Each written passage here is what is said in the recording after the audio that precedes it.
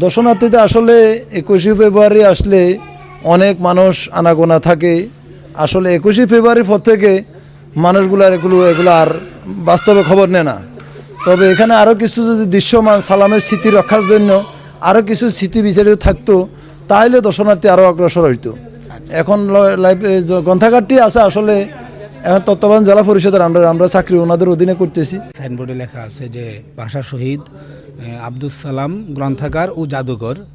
তো গ্রন্থাগার হিসাবে মোটামুটি কিছু কালেকশন আছে, বইয়ের কালেকশন আছে, কিন্তু জাদুঘর যে নাম দেওয়া হয়েছে সে এখনও সেইভাবে জাদুঘর হিসেবে যে ওনার স্মৃতি বিজড়িত ওনার পোশাক আশাক, ওনার ব্যবহার্য বাসনকোসন জিনিসপত্র, অথবা উনি যে যুদ্ধ করেছেন ওনার হাতে যদি কোনো অস্ত্র থাকে, অথবা যে লাঠি নিয়ে তিনি ভাষা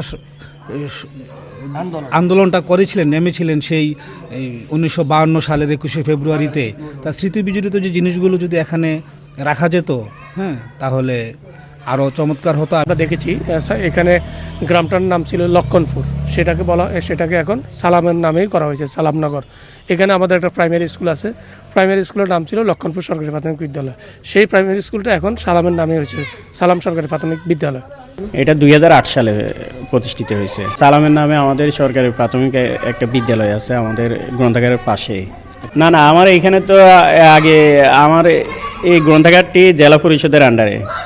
ওই জেলা পরিষদের কর্মকর্তারা এখানে আমাদের নির্বাহী স্যার আছে, এখন বর্তমানে আবার উপজেলা নির্বাহী কর্মকর্তা, উপজেলা ভূমি কর্মকর্তা, ওনারা আমার এই গ্রন্থাগারটি তত্ত্বাবধান করে।